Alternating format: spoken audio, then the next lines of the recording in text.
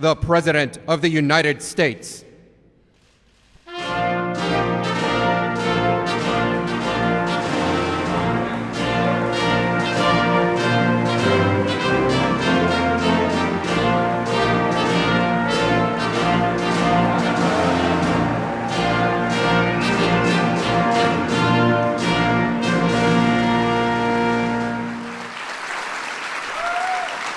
Well, thank you very much. Thank you.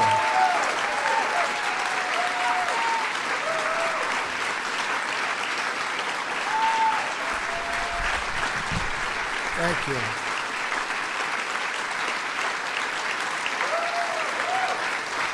Wow.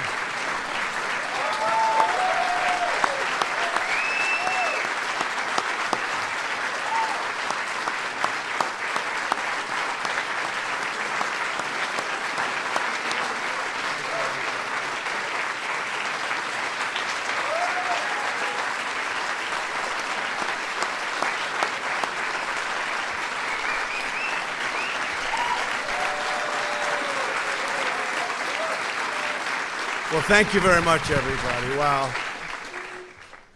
We've all been through a lot together, and we probably deserve that hand for all of us because it's been a very unfair situation. I invited some of our very good friends, and we have limited room, but everybody wanted to come. We kept it down to a minimum, and believe it or not, this is a minimum, but a tremendous thing was done over the last number of months, but really if you go back to it over the last number of years, we had the witch hunt. It started from the day we came down the elevator, myself and our future First Lady who's with us right now. Thank you, Melania.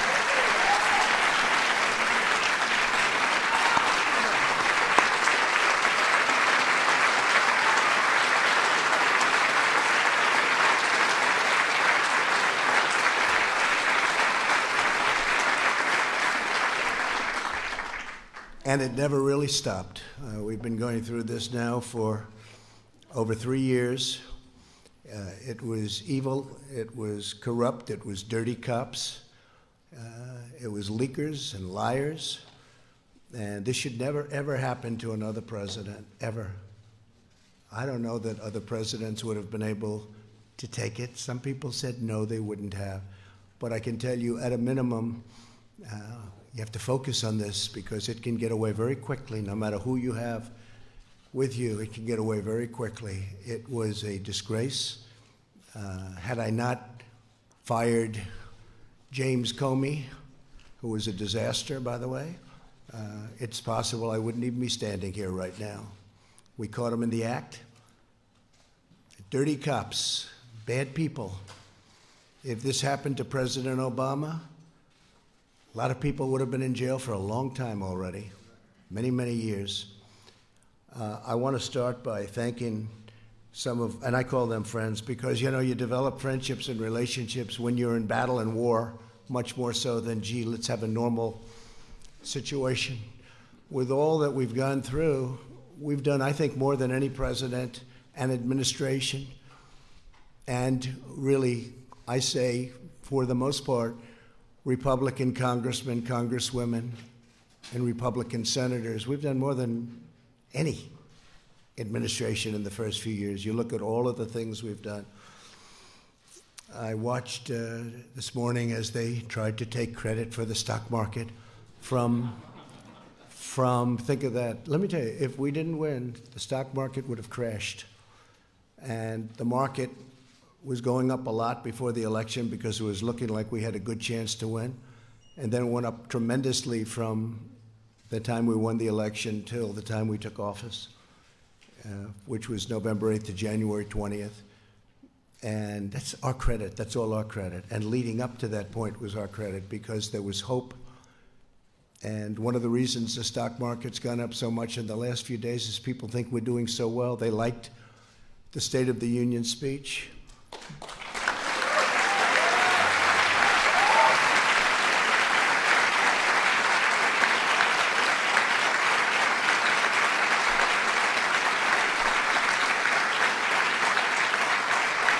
It really is. It's a true honor to give it. Making the State of the Union speech, I was with some people that have been around. They've been all over the world. And one of them said, highly sophisticated person, said, you know, no matter where you go in the world, it doesn't make any difference. There is nothing like what I witnessed tonight. The beauty, the majesty of the chamber, the power of the United States, the power of the people in this room. Really an amazing, even I don't think there is anything like that anywhere in the world. You can go to any other country, you can go to any other location, any other place. It's the beauty of everything. It's what it represents and how it represents our country. I want to start by introducing some of the people that are here. I know some are going to be left out, but they work so hard. And this is really not a news conference. It's not a speech. It's not anything. It's just we're sort of, it's a celebration because we have something that just worked out. I mean, it worked out. We went through hell unfairly, did nothing wrong, did nothing wrong. I've done things wrong in my life, I will admit. Not purposely, but I've done things wrong. But this is what the end result is.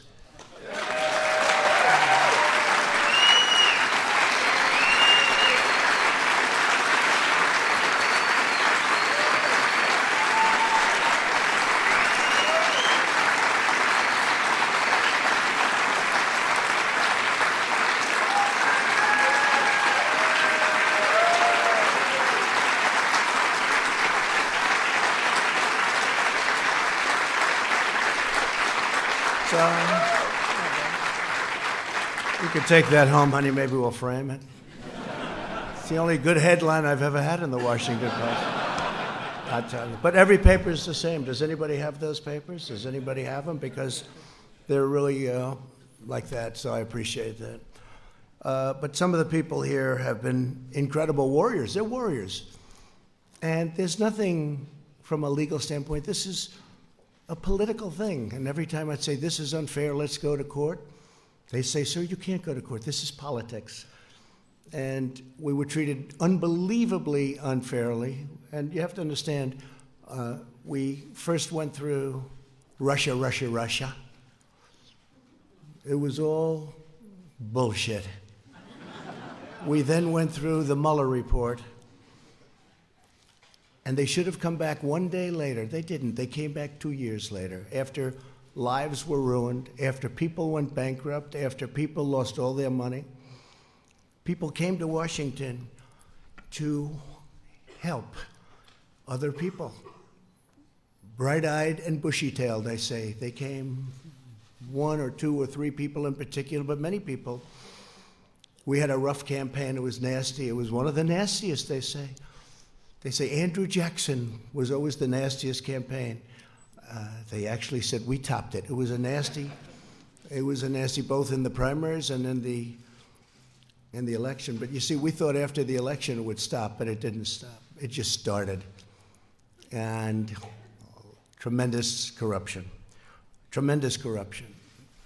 So we had a campaign. Little did we know we were running against some very, very bad and evil people with fake dossiers, with all of these horrible, dirty cops that took these dossiers and did bad things. They knew all about it. The FISA courts should be ashamed of themselves.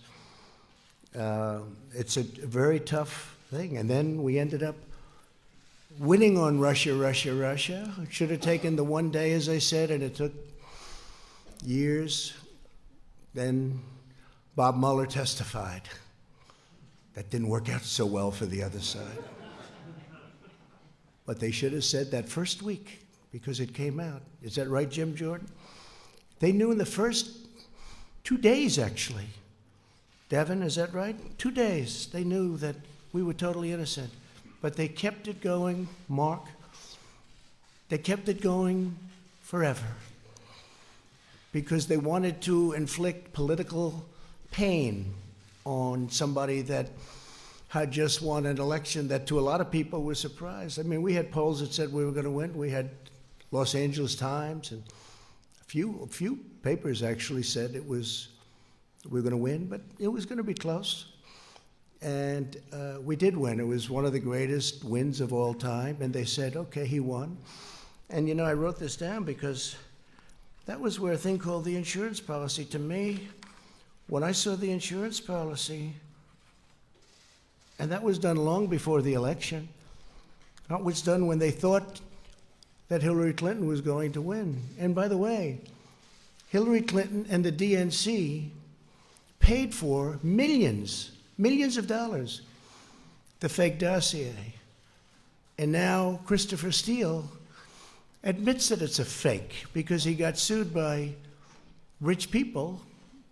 I should have sued him too, but when you're president, people don't like suing. I want to thank my legal team, by the way, not for that advice, but for other advice. Pat, Jay, Pat, you guys stand up, please. Great job.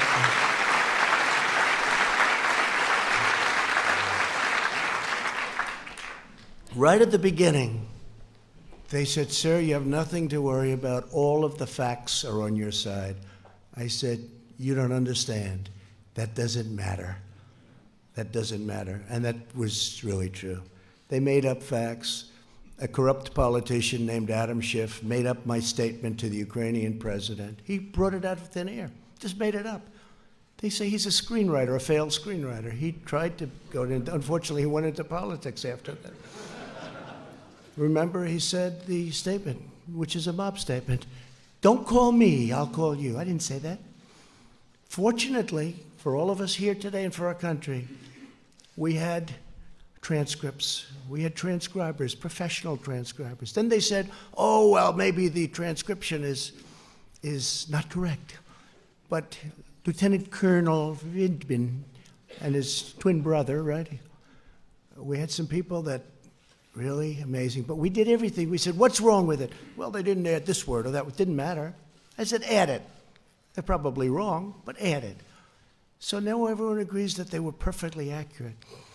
When you read those transcripts, Tim Scott, I don't know if Tim's here, but he said, sir, he's the first one to call me. Sir, I read the transcript. You did nothing wrong. And Mitch, he stayed there right from the beginning. He never changed. And Mitch McConnell, I want to tell you, you did a fantastic job.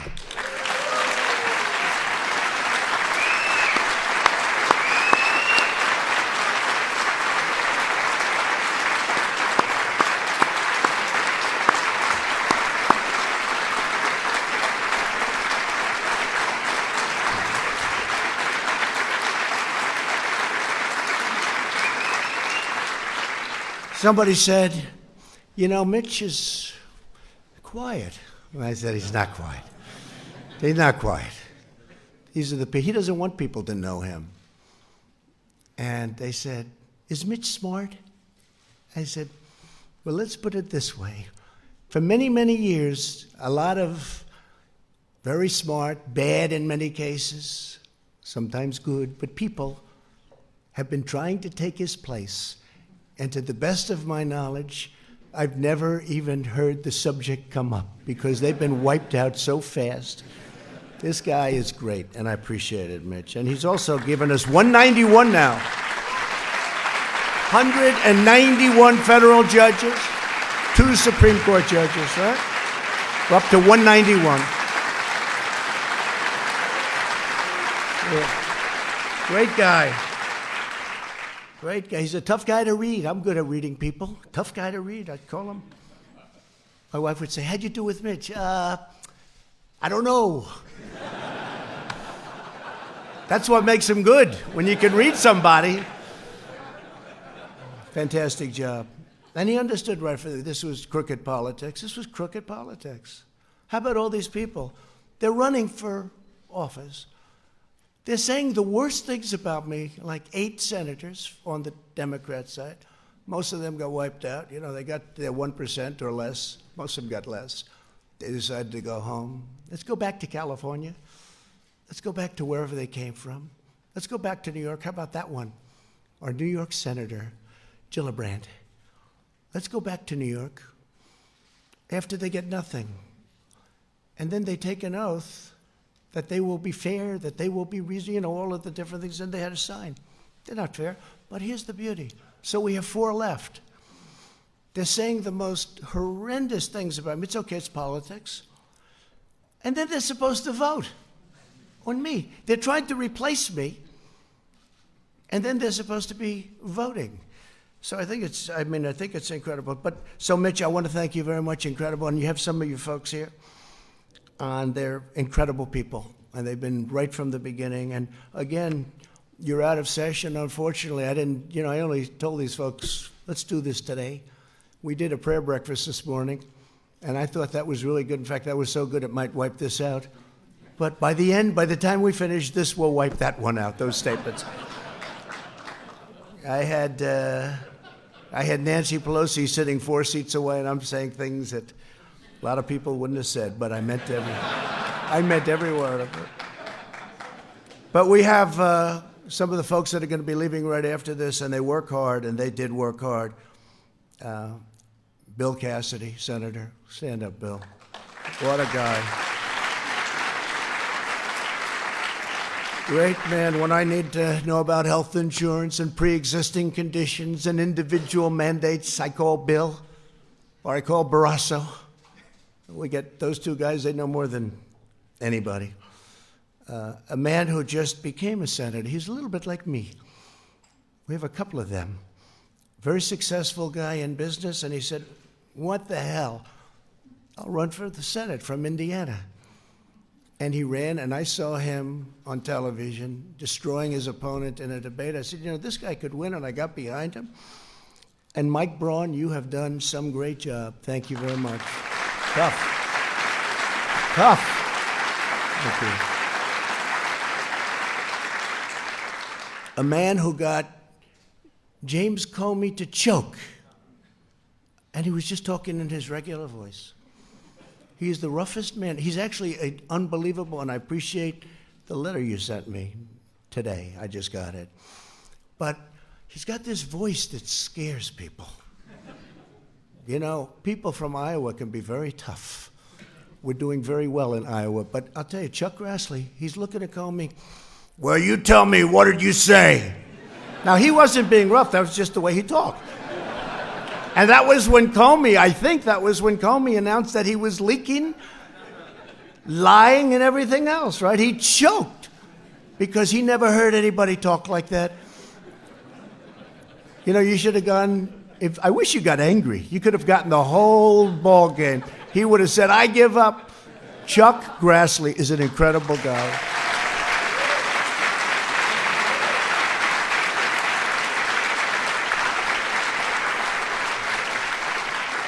And a man who, he was running against a tough, smart campaigner. We learned out how good she was, right? She was a great campaigner. In fact, by the end of the campaign, I thought she was more for me than you were, Josh. I was worried. I saw her ads. She was saying the greatest things about me. And you know who I'm talking about? And I went to a great place, Missouri, and I said, who do you have to beat her? And they said, well, we have 4 people. I said, let me see them. I got to interview people. Can you imagine? I'm interviewing people for the United States Senate. This is what I do. Where have I gone? But I love it. I love it because we're getting great people. The first one I met was Josh Hawley.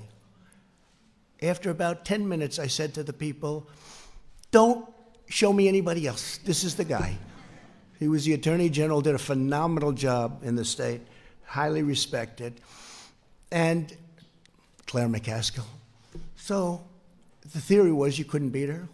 Great campaigner. Remember the last campaign? She was going to be taken. She was always going to be taken out, and she wins. And people say, how did that happen? Didn't happen with him. But she got so friendly toward me. In fact, one of the ads I still have, I'm putting it in the archives as one of the best ads I've ever made. And she tried to convince people that we were best friends. But Josh ended up winning by 5 or 6 points. You were unbelievable. You were tough. And you are something. And one of the greatest supporters on the impeachment hoax was Josh Hawley. He was incensed, actually. I watched him. He was incensed at what they were doing and what they were saying. And those were the ones. You know, I had some that said, oh, I wish he didn't make the call. And that's okay. If they need that, it's incorrect. It's totally incorrect. And then you have some that used religion as a crutch. They never used it before. An article written today, never heard him use it before. But today, you know, it's one of those things. But, you know, it's a failed presidential candidate, so things can happen when you fail so badly running for president. But Josh Hawley, I want to thank you. You were right from the beginning. Man, did I make a good choice. Thank you, Josh. Tremendous future.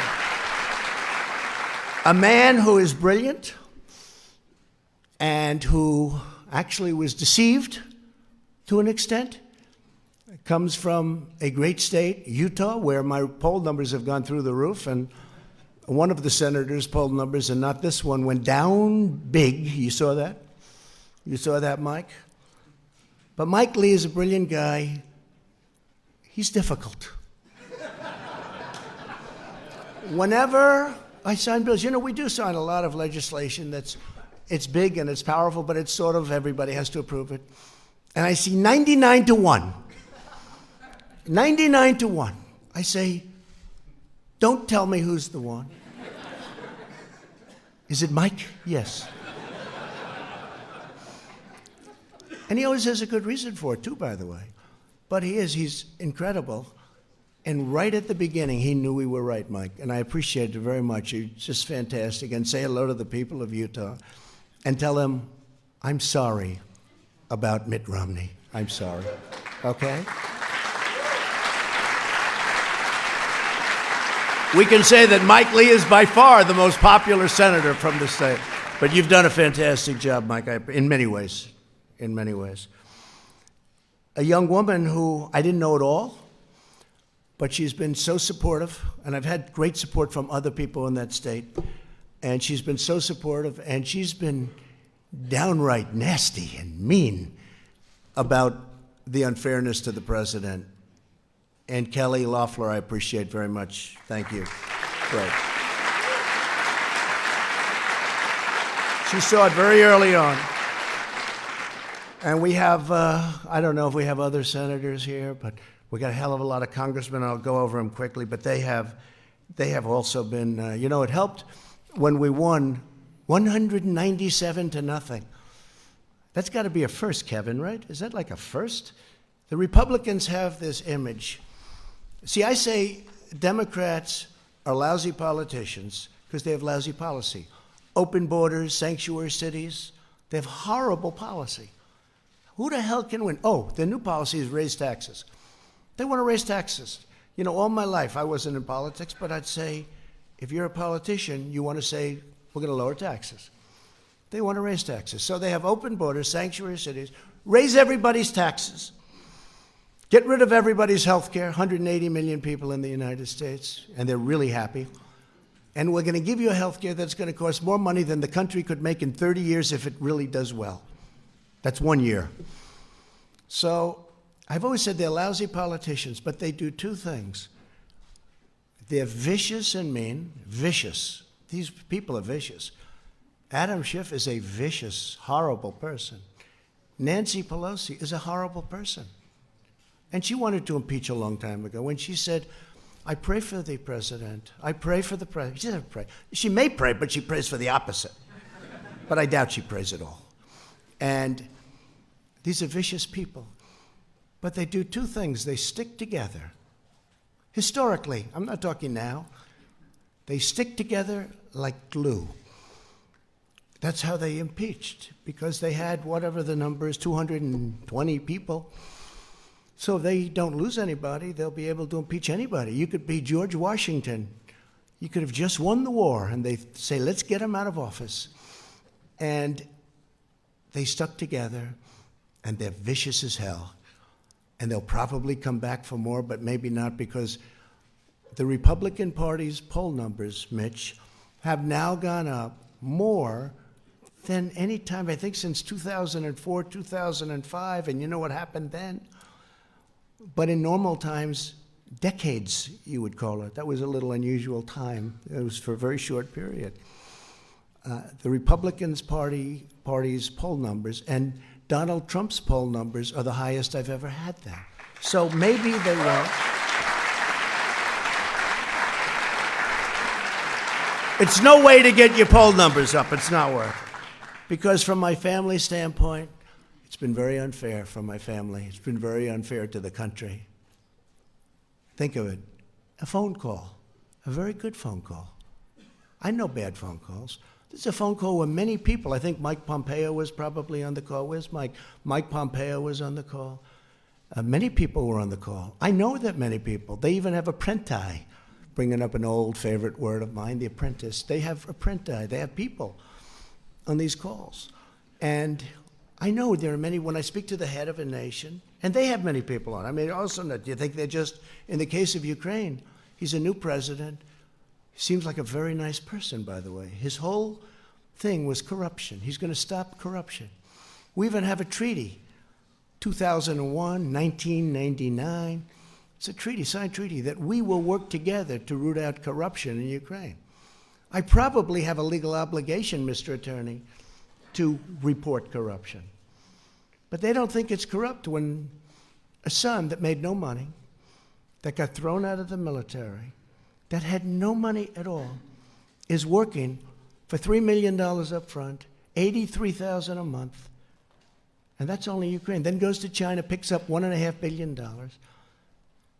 Then goes to Romania, I hear, and many other countries. They think that's okay. Because if it is Ivanka in the audience? Is Ivanka here? Boy, my kids could make a fortune. They could make a fortune. It's corrupt. But it's not even that. It's just general corruption. And the other thing is mentioned in the call, and something that I've told Mike Pence, our great vice president, I would tell him all the time. And I told him when he went on the trip, because he was over there. He never mentioned anything about this when you had your meeting.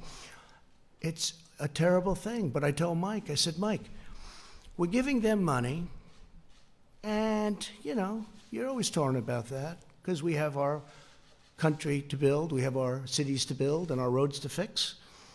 But we're giving them money. Tell me, why isn't Germany paying money? Why isn't France? Why isn't United Kingdom paying money? Why aren't they paying money? Why are we paying the money? Is that a correct statement, Mike? I say, find out what the hell's going on. And I told that to all of my people, OMB. I said, I asked that question. How much is Germany paying? Why isn't Germany paying? Why is the United States always the sucker? Because we're a bunch of suckers. But that's turning around fast. But it makes it harder when stuff like this happens, because you want to focus, and you want to focus perfectly. Think what we could have done if the same energy was put into infrastructure, prescription drug prices. Think of what we could have done. And I'm now talking both sides.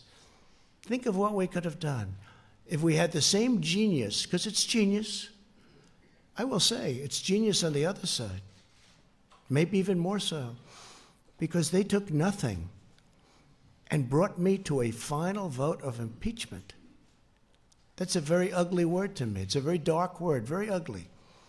They took nothing. They took a phone call that was a totally appropriate call. I call it a perfect call, because it was.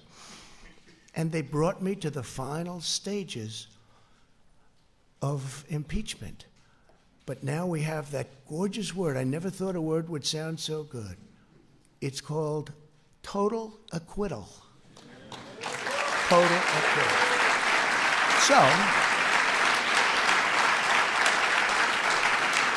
So I want to, if I could, real fast, just introduce a few of the people. I have to start with Kevin. Man, did you do a job? Lucky you're there. Lucky you're there. Because it wouldn't have worked out. If you don't have the right people, I'll tell you, Kevin McCarthy has done an incredible job.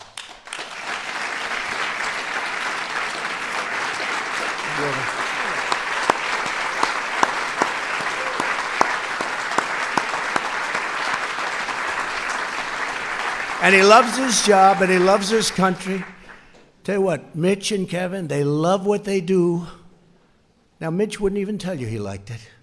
Say, Mitch, do you like it? I don't know. He's the greatest poker player, right?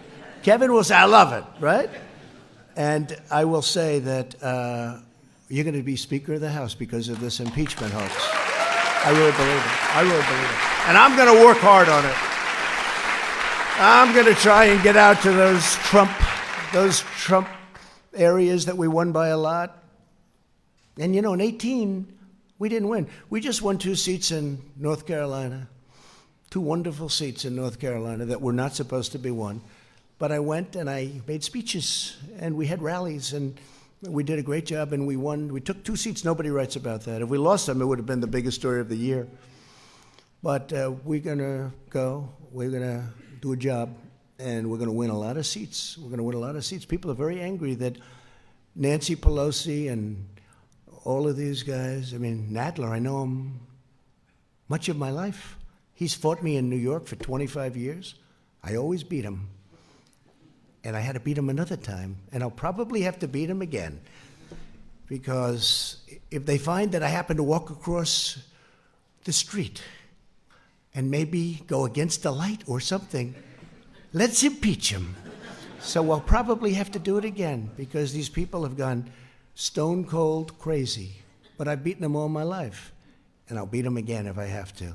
But what they're doing is very unfair. Very unfair. So Kevin McCarthy has been great. So a few names, right? And there'll be a few you forget. If you want, you can raise, and I'll say, great, love to have you, wonderful. But we're going to do the best we can. And I have my cabinet, but my cabinet's different. I appoint them, okay? I didn't see all of them helping so much. You know, they were running their various bureaucracies, right? Now, my cabinet's great, and they're all here. But today is the day to celebrate these great warriors, right? These are great warriors. They really fought hard for us. And so I'll start Kelly Armstrong, North Dakota. Kelly, thank you. Great job. Great job. Jim Banks of Indiana. Jim, thank you. Great job. Andy Biggs. Where's Andy? Boy, oh boy, Andy. There's a guy. He's tough. I hear we're doing well in Arizona, huh? It's going good, yeah? I think so. I think I saw a poll that was very good. For me, I think we have to make sure Martha's going to do, I think Martha's going to do good. But we have some states that are going to be not easy. But Arizona's been great. And we're stopping illegal aliens from coming in. We're putting up walls. New Mexico, too, a state that's never been in play for Republicans, is totally in play, right? Nevada's really looking good. We're doing well. We're doing well. We're going to have a great... There's more spirit. I will say this. There's more spirit now for the Republican Party, by far, than the Democrats. You know, Mike Pence just got back from a beautiful place that Chuck Grassley knows well, Iowa. And he was talking about this fiasco, the Democrats. They can't count some simple votes, and yet they want to take over your health care system. Think of that. No, think of that. But we also had an election out there, and we got 98% of the vote. We have 2 people running, you know, and I guess they consider them non-people, but they are running. I mean, one was a governor, one was a congressman. They're running. We've got 98% of the vote. And everybody from the media was saying, who are those crowds over there? You know, they expect it to be one of these competitive where everybody's running because they want to win, And it was Trump, right, Mark Meadows? It was Trump. This was a Trump crowd.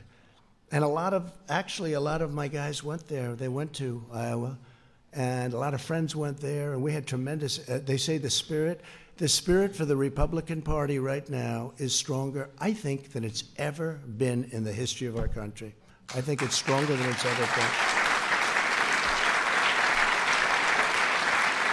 And that includes honest Abe Lincoln. You know, a lot of people forget Abe Lincoln. I wish he were here. I'd give him one hell of an introduction.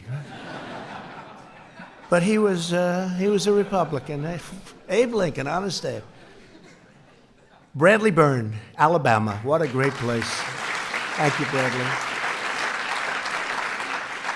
A man who has been an unbelievable friend of mine and spokesman, and somebody that I really like. And I know, Kelly, you're going to end up liking him a lot something's going to happen that's going to be very good. I don't know. I haven't figured it out yet. But Doug Collins, where is he? Where is Doug? You have been so great. Thank you very much, Doug. Thank you very much. Yeah, thank you. Really amazing job. A young man who is born with a great gene, because I know his father and how great a politician he was, but he's from Florida. Sometimes controversial, but actually he's not controversial. He's solid as a rock, and he's a friend of mine, Matt Gaetz. Matt? Thank you, Matt. Thank you. Great job. All right, this guy. So he's the NCAA, meaning a couple of years ago when he was in college, wrestling champion. NCAA, that's the big deal. That means in all of college, you're the champ, you're the best. His record was ridiculous. Nobody could beat him. And I see it, every time I see it. When I first got to know him, Jim Jordan, when I first got to know Jim, I said, he never wears a jacket. What the hell's going on? He's obviously very proud of his body.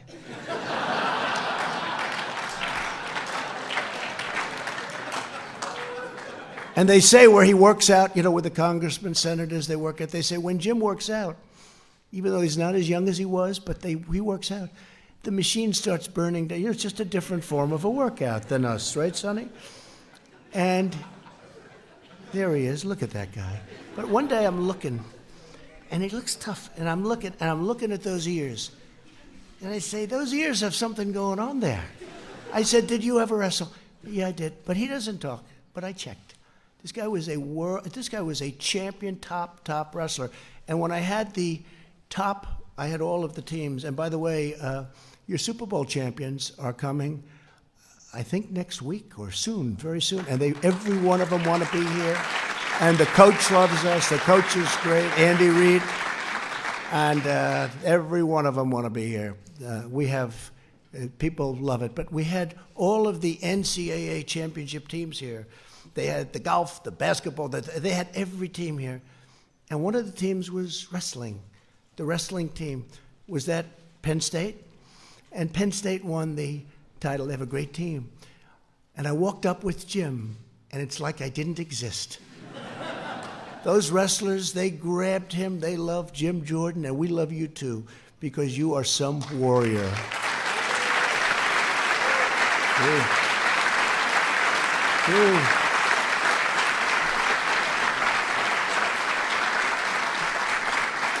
A woman who became a star. We have a couple of women that became stars, you two. And I always liked the name of her, I liked the name, Lesko. I liked it. That's how I picked it. I liked the name. I saw that face. I saw that everything. They gave me cards. She had like 7 opponents, right? And you have no idea how much the public appreciates how smart, how sharp you are. This I can't tell. I can't tell. They just said, she's really good, she's really talented. I said, let's go. We worked with her. She won her race, tough race. It's no longer tough because what she does out there is incredible. Arizona loves her.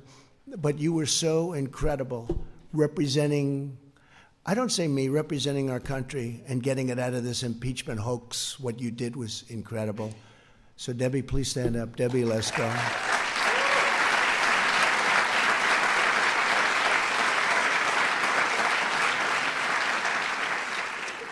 A man who I became very friendly with. I don't know why. You ever have where, I'll ask the media, certain people call, you take their calls. Other people call, if they don't have information, they won't take anybody's call. But other people call, and you don't. This is a guy, he's just a very special guy. His wife, I actually like better than him, to be honest. Because he doesn't know that I know that he didn't actually support me right from the beginning, but she did. And on my worst day, right? On my worst day, my worst. I won't tell you why it was my worst, but it was not one of those good days. She got on a bus, got many other buses, and women all over North Carolina, and they toured North Carolina. Well, Mark was back sort of semi-supporting another candidate, which he ended up leaving very quickly. I don't think you had a choice because of your wife. But thank her. And Mark Meadows, he's an extraordinary guy. I mean, the only problem is, I guess he's announcing, he'd only win by 40 points, but he's announcing that he'll be not running this time. You have somebody good to run? Somebody going to win your district by at least 20 points, please? Okay? But he's a tremendously talented man, not just as a politician. As a human being, he's incredible. And during these horrible times, I mean, the way he worked, and Jim and all of you guys, the way they worked was so, it was like their life was at stake. So many. Ron DeSantis is another one. He worked so hard. Then he called me, he said, "Sir, I'd like to run for governor." He said, "Governor? I don't want you to run. I like you staying." "No, I want to run for governor." And I said, "Well, if you have to, I'd like your support." I said, "How can I support you? You're at 3. He was at 3. He had no money. Somebody else was at 38, and they had 22 million cash, right? I said, "Look, if it's important, I'll do it," because he's been another great warrior. And he's, by the way, he ran. I endorsed him. His numbers went through the roof. The man who he beat, who was expected to win easily, called me after the race. He said, "You endorsed him, and it was like a nuclear bomb went off. There was nothing I could do." He never even spent his money. He saved it. But Ron DeSantis is another one. And now he's the governor of Florida. And by the way, he's a great governor. He's a very popular governor. His numbers are in the 70s, and he's done a great job. But Mark, I want to thank you very much. Fantastic job. Thank you very much. Mark Meadows. And Mike Johnson of Louisiana. Where's Mike? Central Casting, what a job. You can represent me anytime. You can represent me anytime. Thank you. What a job you've done. Thank you, Mike. And a man nobody's ever heard of except the other side. He's the other side's worst nightmare. This guy goes down into dungeons and basements. He'll find a document no matter what. He's the most legitimate human being. He's the hardest worker. He's unbelievable. He took tremendous abuse. The media, and, you know, the other side, and the bad ones, the leakers, the liars, the dirty cops, they wanted to destroy him. They tried. They got close, but he wouldn't let it happen. And honestly, in a certain way, he was the first one. Wouldn't you say, Jim and Mark and everything? This was the first guy. He came out of nowhere. He's saying, these people are corrupt. He's still saying it. And he was unbelievable. Devin Nunes, he was unbelievable. Unbelievable.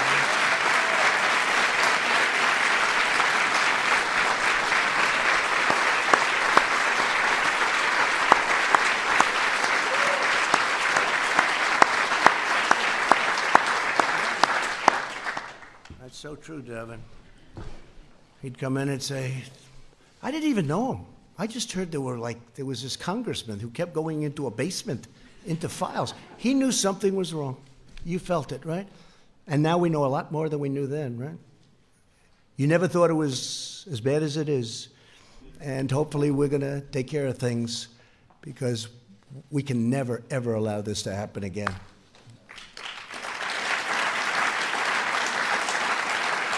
Scott Perry of Pennsylvania. Scott, thank you. Thank you, Scott. Really great. And you're doing very well over there, by the way. Just so your numbers. A man who is Central Casting. If I'm going to pick Perry Mason, I'm going to do a remake of Perry Mason. Other than Bill Barr, I picked this guy, but I have to say I picked Barr. I picked Barr first, right? John Ratliff, right? But I have to tell you, if we're doing a remake of Perry Mason, the man I get, there's nobody in Hollywood like this, John Ratliff, right? Stand up, John. Such a great lawyer. Incredible guy, incredible talent, but just a great lawyer, and we appreciate it. He gets on that screen and everyone says, I agree. The other side folds up so fast. We'll probably be using a lot of you in the next year. But you have been fantastic, John. We appreciate it. Thank you very much. A man who's braver than me and braver than all of us in this room. He got whacked. He got whacked. My Steve, right? I went to the hospital with our great First Lady that night, right, honey? And we saw a man that was not going to make it. He was not going to make it. He was the doctor. And I told him, his wife, I said, she loves you. Why do you say that? Because she was devastated. A lot of wives wouldn't give a damn. A lot of wives would have said, hey, yeah. I said, how's he doing? Oh, she couldn't even talk. She was inconsolable. Most wives would say, not good. Listen, I'm going home now.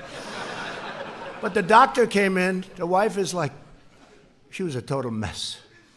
She was really devastated. And it really looked like he had a 25% chance. I think you set a record for blood loss. And Steve Scalise, honestly, I think you're better looking now. You're more handsome now. You weren't that good looking. You look good now. He looks better now. Can you believe it? I don't know what the hell that is. True. Better now.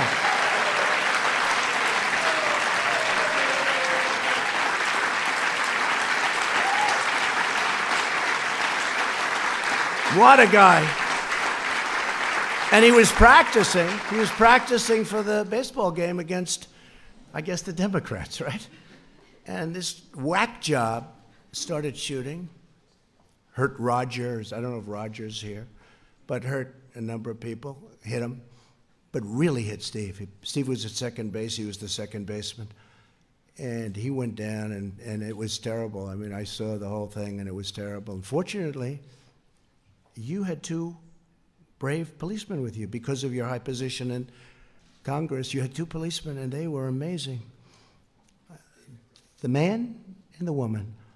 And they came, and they didn't have rifles. They were against supposedly a pretty good sharpshooter with rifles, good equipment, and all they had was a gun. And they started coming in from the outfield shooting. And they're so far away that a handgun is not preferred. And this guy has the rifle, and he's hitting people, and he was going to move up, and there was no out. I mean, if he would have been able to move up, there was no way to get out. The entrance was a single entrance way on the other side where he was. So everyone went into the dugout, ran into the dugout. But Steve was really hit badly in the stomach, and with a bullet that rips you apart. It was supposed to do that. It rips you apart. And these two people came charging forward, boom, boom, boom. And one of them, you know who? One of them, him, got the shooter, hit him, and then got him, killed him from long distance. It was amazing. If you didn't have those two people, you can imagine, right? You could imagine what would happen. So Melania and I went to the hospital that night, and he was in such bad shape, and he's been working ever since so hard. But 6 months ago, they had a baseball game at the Nationals Park, and I'm watching. And it's on television. And it's just, game, people, you want to win it, right? And Steve's at second base. The poor guy can't even walk. Do you remember Bobby Richardson for the New York Yankees? He was known for range, Louis. Range. He had the greatest range. If a ball's hit the shortstop, Bobby Richardson's the second baseman. Bobby Richardson would field the ball. If it's hit the first base, he'll throw it to the first baseman. He had unbelievable range. This was not Steve Scalise. Steve had no range. 1 foot, and he has to fall down, right? Because, he was trying to get better. I don't know who the hell put you on the field. And this is a true story. So the game starts, and the first pitch, Steve's standing at second base, and the guy is really in bad shape. And I said, this is terrible. A shot, ground ball shot, is hit to second. And Steve, I say, I didn't have time to think too much, but I said, this is not good. That ball is going toward him. And this guy stopped that ball, caught the ball. He's now laying down. He throws the ball to first base. He gets him out.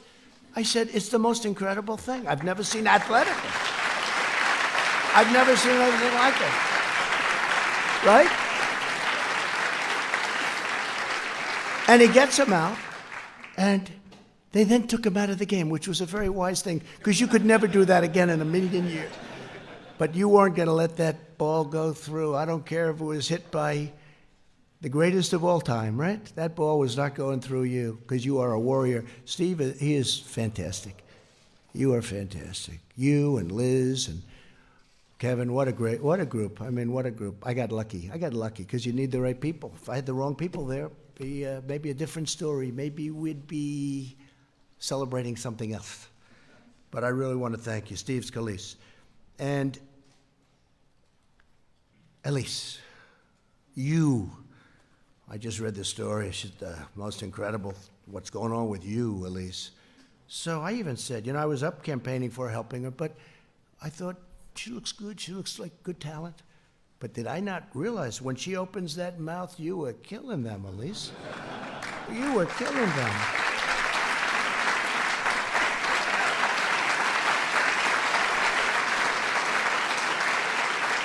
Elise, and there's a big story in the New York Post. I love the New York Post because they treat me well. There aren't too many of you that do, but today you're treating me well. I even had a great headline. New York Times, Washington Post. I had all these great headlines. Maybe we should just end it right there. But you had the greatest story yesterday in the Post. The people from all over the country are contributing to her campaign. They were so enthralled with the way you handled yourself, what you said, the way you said it. And I'll always be your friend. I think it's really an amazing story. What a great future you have. What a great future. Thank you. First Lady agrees, by the way. First Lady agrees. And Michael Turner, you can represent me anytime. Where's Michael? Where is he? Well, you can represent me. How good were you? There's another Perry Mason type, I think, right? What do you think, John? But Michael, you were fantastic, and we appreciate it. Brad Wenstrup. Where's Brad? Brad. Great. It's a big day for lawyers. You notice only the lawyers stayed. All the lawyers stayed behind. Lee Zeldin, how good are you? How good are you? Man.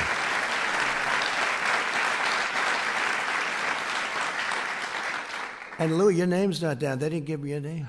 Do you know if I didn't announce Louis, whoever the hell made this list, I got to get rid of him because if I wouldn't have announced Louis, it might have been the end of the presidency. Louis, you have been so great, so tough, and so smart. I got it. But Louis has been amazing. He's a tough guy. He's a smart guy. He's streetwise like crazy. We love Texas. And we're with you all the way, Louis. We're with you all the way. Thank you very much.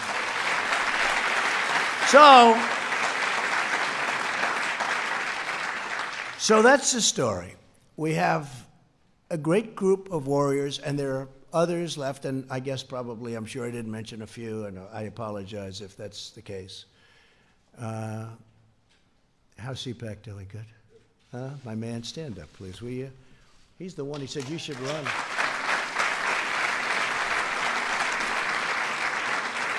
Right?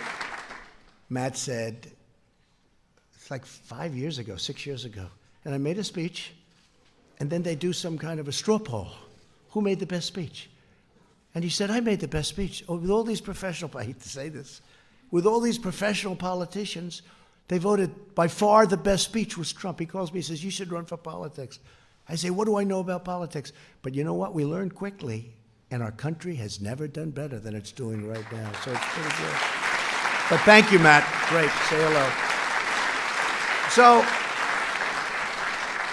So that's the story. We've been treated very unfairly. Fortunately, we have great men and women that came to our defense. If we didn't, this would have been a horrific incident for our country. When you have Lisa and Peter, the lovers, the FBI lovers, I want to believe the path you threw out for Deputy Director Andrew McCabe. That's the office. There's no way he gets elected, meaning me. There's no way he gets elected. This is Peter to Lisa. He's probably trying to impress her for obvious reasons. There's no way he gets elected. But I'm afraid we can't take the risk. Now think of this. In other words, if I get elected, two lowlifes, They can't take the risk. They can't take the risk. Think of it. And that's where it came up, the greatest word of all, insurance policy. So he says, but I'm afraid we can't take the risk. She may lose. It's like an insurance policy. In the unlikely event you die before you're 40. In other words, if I won, they were going to do exactly what they did to us. They were going to try and overthrow the government of the United States, a duly elected president. And if I didn't fire James Comey, we would have never found this stuff. Because when I fired that sleazebag, all hell broke out. They were ratting on each other. They were running for the hills. Let's see what happens. Let's see what happens. It's in the hands of some very talented people. We're going to have to see what happens. But I can tell you, in my opinion, these are the crookedest, most dishonest, dirtiest people I've ever seen. They said, this is struck. God, Hillary should win 100 million to 1. This is about me. This is an agent from the FBI. Look how they let her off. 33,000 emails deleted. Nothing happens to her. Nothing happens. It's unbelievable. But think of that. God, Hillary should win. These guys are investigating Hillary. Then they go to work for Mueller, the two of them. And when Mueller found out that everybody knew that they were 100% this way, he let them go. But they deleted all of their emails and text messages. So when we got the phone, they were all deleted. Could you imagine the treasure trove? They illegally deleted. So they left Bob Mueller. He had the look, but he didn't have a lot of other things. Always had the look, Mr. G-Man. And I love the FBI, and the FBI loves me, 99%. It was the top scum, and the FBI people don't like the top scum. So think of that, 100 million to 1, and he's investigating me. And then, God, Trump is a loathsome human being, isn't he? These are the people looking at me. I'm really not a bad person. And Page said, yes, he's awful. How would you like to have that? This is the good stuff. This stuff 100 times worse than that. These are all dirty people. And now, I just heard that they're suing the United States of America because they were interfered with. Not going to let it happen. Just not going to let it happen. We cannot let this happen to our country. Can't.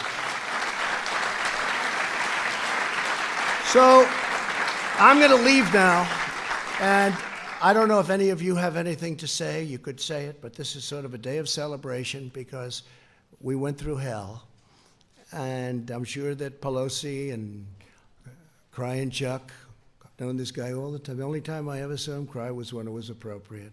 Known him for a long time, Crying Chuck. But I'm sure they'll try and cook up other things.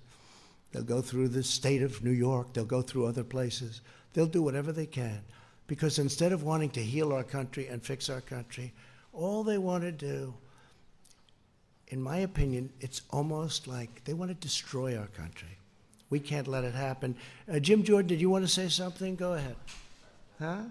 Mark? I wanted to just say that this reflection today, it's a small reflection of the kind of support you have all across the country. We've got your back.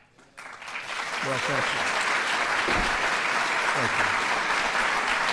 Thank you.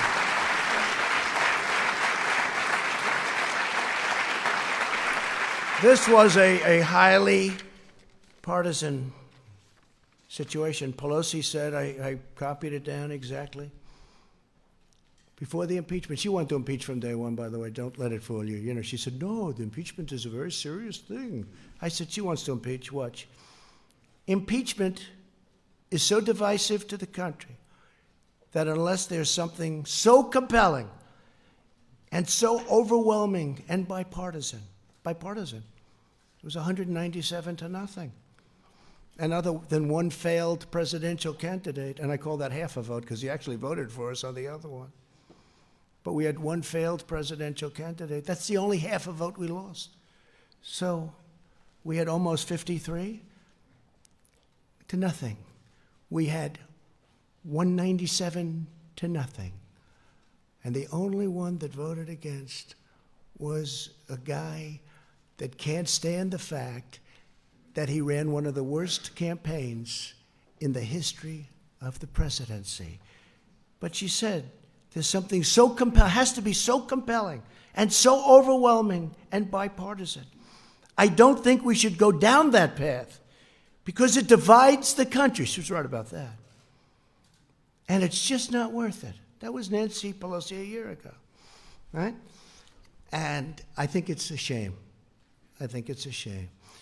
But as I said, if we can put this genius to work on roads and highways and bridges and all of the things we can do, prescription drugs. You know, we had Secretary Azar's here, and I want to thank him for this, but we had first time in 51 years where drug prices actually came down last year. First time in 51 years. But what we can do working with both parties in Congress would be unbelievable. It'd be unbelievable what we can do. And I know Chuck Grassley is working very hard on it, and Mitch is working very hard on it. But what we can do is incredible. What we can do just generally. We've done so much without it. We've rebuilt our military. We've cut regulations at a level that nobody thought possible. We'll always protect our Second Amendment. We all know that. But I just want to tell you that it's an honor to be with you all. I want to apologize to my family for having them have to go through a phony, rotten deal by some very evil and sick people. And Ivanka's here, and my sons, and my whole family. And that includes Barron. That includes Barron, who's up there as a young boy. Stand up, honey. Ivanka, thank you, honey. Come.